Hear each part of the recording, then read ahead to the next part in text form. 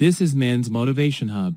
The gym instructor pointed to my father online and said, Cyril Tyson, everyone look at him. He does not have the body type that would excel in track. And they used him as an example. And he says, what? No one is going to tell me what I can't do in my life. And he used that as the reason to start running. And he started track in that moment. He decided that one of his next tasks in life would be to take up running and excel at it. Within a few years of that, he became world class. At one time, had the 5th fastest time in the world.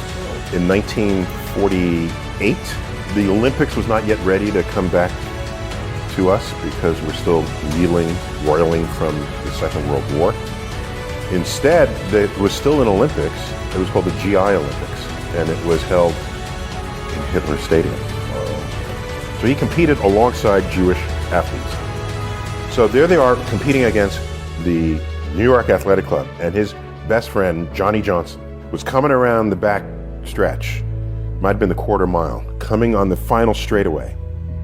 And a runner from the New York Athletic Club is a few paces behind him. And Johnny Johnson overhears that runner's coach say, catch that nigger. And he overheard this. So what did he say to himself? He said, this is he ain't gonna catch. And that extended his lead to the finish line. At the end of the day, what matters is for who and what you become in life. For me, at least, was what level of wisdom did he glean in his life and then successfully communicate to me, either by example or by just explicit statement. And that combination of those two means of delivery had some important impacts. We live in a very fractured world today. I don't know if it's the most fractured ever, but what is clear is that the internet has enabled, and social media have enabled people to tribalize. You might go your whole life without ever finding another person who thinks the earth is flat. You go online and you see them all. So you have ways to say why you are different from other people. And I don't know that that's always a healthy place to be. You can draw a line in the sand between people who transgress but do not hold power over you from those who transgress and do. So the coach who said catch that nick, he doesn't have power over Johnny Johnson unless you allow him to. This is a famous quote from Martin Luther King. You can only be ridden if your back is bent. I apportioned my emotional reactions to where it actually mattered for my life's trajectory. When I grew up, it was very common to hear the phrase, sticks and stones can break my bones, but words will never hurt me. This was an inoculation against hate speech, really, against just evil people, just nasty people. You ever develop a system of defenses against unpleasant people out there. I haven't heard that phrase in a long time. I don't hear it recited in the elementary schools. What I think has happened over the years is we came to learn as a civilization that words can be hurtful and words can sort of change your mood or set you into a depression. What I see on the flip side of that coin, however, is people are less able to deal with the very same people who are around today who were around back then, who are calling you names, the people who might be bullying you on the internet by saying things about you. I don't know that we have how to defend against that now other than seeing a counselor for your emotional state. I can say from the era in which I grew up, I don't give a rat's ass what you say to me, okay? Unless you are between me and some goal, then I'll have to navigate that some way. So now what do I need to do because you're in my way? Do I dig under you, go around you, leap over you? You gotta navigate it. I think high school, that's where you learn how to deal with difficult people. There's not a single high school movie that doesn't show the angst of the cliques that have formed and what the relationships are that they have to one another. It's this microcosm of real stuff that goes on in the real world. There are beautiful people, and they will get jobs you're not going to get, okay? There are people who are nasty. You're going to have to navigate them. There are people who you cannot interact with for whatever reason or another. They're going to be in the cubicle next to you in your workplace. So I think we undervalue the total social pot that people are tossed into in their high school experience.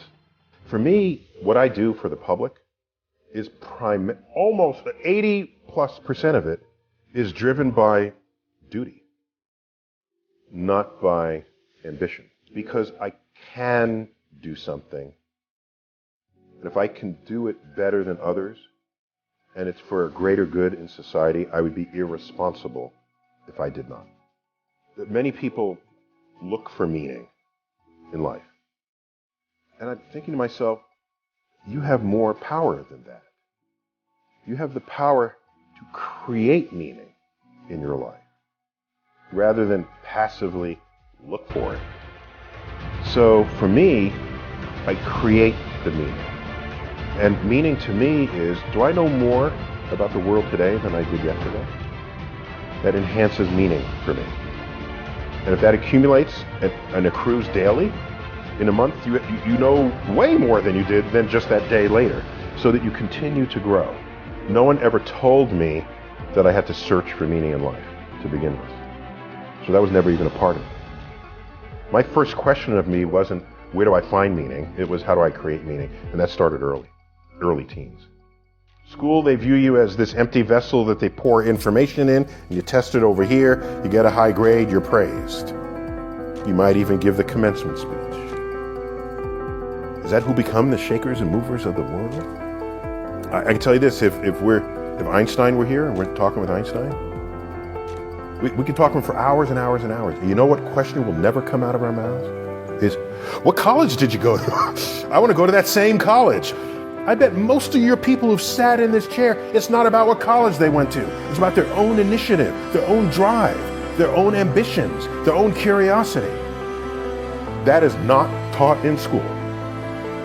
Sadly.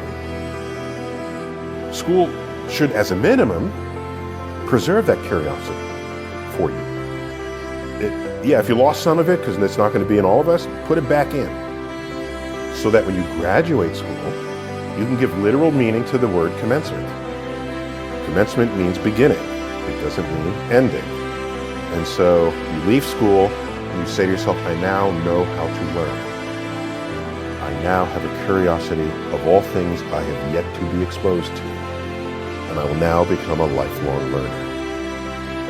I'm a scientist, raised Catholic, but started drifting when I was like in 3rd grade. None of it was making much sense to me. There were no decisions made in the house that referenced the Bible or God or Jesus or anything. So in that sense, decision making was secular and rationally informed. And I thank my parents for that. I valued that as someone being raised by them, because it meant if something didn't make sense, they'd go, do it because I said so. Well, that's not a rational reply to your child. They would have the reason for it, and we discussed the reasons. Early on, as I became more visible, I'd get letters, and people would ask about God. And I don't know much about God, so my early letters were, well, science is and religion is that, and I can't help you any further. Then I thought to myself, that's not fair to the person who wrote the question. They're coming from a place, some religious tradition, whatever that tradition is. And if I'm receiving that letter, there's a contract, an implicit contract between me and the person who's seeking my guidance, my wisdom, my insights. And I owe it to that person to know as much as possible as I can about where they're coming from. I read things that take me to places where other people think. If I'm an educator, I want to know that. Because when you're speaking to me and I have some understanding of you, I can navigate your receptors for learning. In this book, one of what took me a year to answer one of the questions. It was a Jewish woman. Okay, she's Orthodox, she's really religious, she got a 10-year-old son, going to Hebrew school, he's on the autism spectrum, and he says, by the way, one day he came home and said he doesn't believe in God. He thinks Bible stories can't possibly be true. And she asks him, how did you come to think this? And he said, cosmos. I was like, okay, so I'm in deep now. Okay, should I read further? Where is this going to go? This can only end badly, I'm saying to myself. And it turned out she was very open. She said, you know, I don't want to make him believe things that might not be true. He respects you. I know that, and I thank you for that. But sometimes I have my doubts too about these stories in the Bible. So I just don't know, you know, can science and God coexist? And I just want to be a good parent. I want to teach you how to think about the world. And then you say, I have a new way to understand the world. And you just run off. You don't even look back, because a new level of hunger has descended upon you. And methods and tools to feed that hunger are now accessible to you. So my impact would be that others are impacted and they don't even remember that I had something to do with it. On my tombstone, I want the epitaph, be ashamed to die until you have scored some victory for humanity. I want the world to be, any of us, I think, should want the world to be a little better off for you having lived in it. It doesn't mean people praising you, that's, no, not even about that. But what do you have to give with no expectation of return?